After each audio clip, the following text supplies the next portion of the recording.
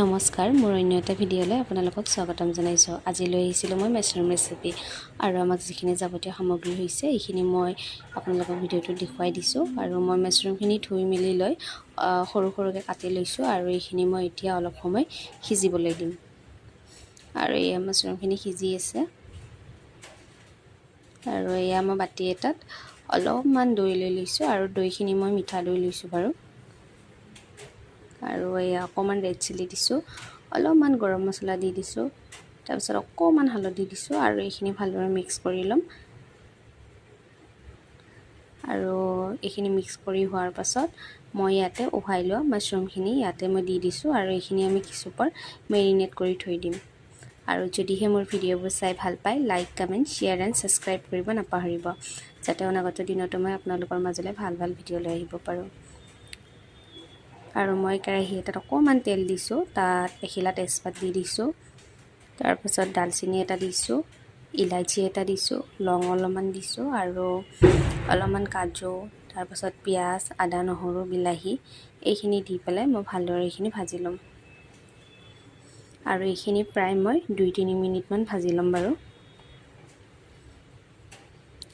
আৰু এইখিনি ভাজি হ'লে এইখিনিৰ এটা ধুনীয়া পেষ্ট এটা বনাই ল'ব লাগিব।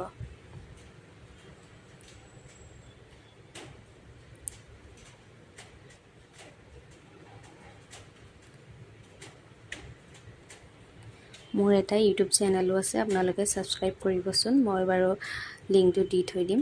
আৰু এয়া মই সেইটো কেৰাহীটোতে আৰু অলপমান তেল লৈ পেলাই মই পিঁয়াজ এটা কাটি পেলাই তাত দি দিছোঁ। আৰু পিঁয়াজখিনি ভাজি হোৱাৰ পাছতে মই কাটি থোৱা আলু আৰু কেপচিকামখিনিও ইয়াতে দি দিছোঁ আৰু এইখিনি আমি আধা সিজা কৰি ল'ব লাগিব।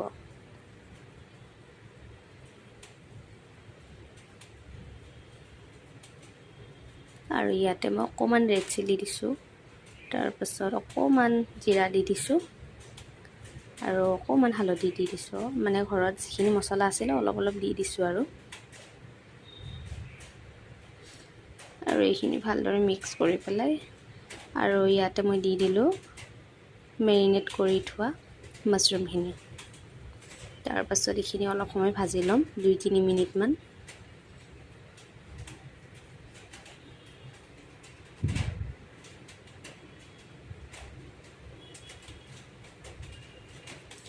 আৰু বনাই থোৱা এই পেষ্টটো ইয়াতে মই দি দিছোঁ আৰু এইখিনি ভালদৰে মিক্স কৰি লৈছোঁ। এইখিনি অলপ সময় ভাজি ল'ম, 5 মিনিটমান।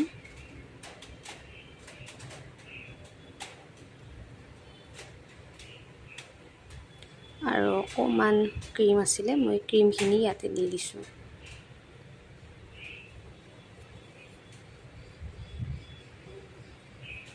আৰু এইখিনি ভালদৰে মিক্স কৰি লৈছোঁ বাৰু। তাৰপাছত ইয়াত মই অকণমান পানী দি দিছোঁ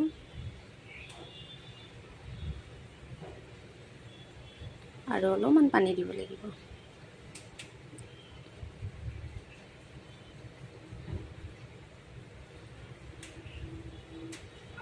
আৰু মই ইয়াতে সোৱাদ অনুসৰি নিমখ দি দিছোঁ। তাৰপিছত এইখিনি উতলিবলৈ দিম।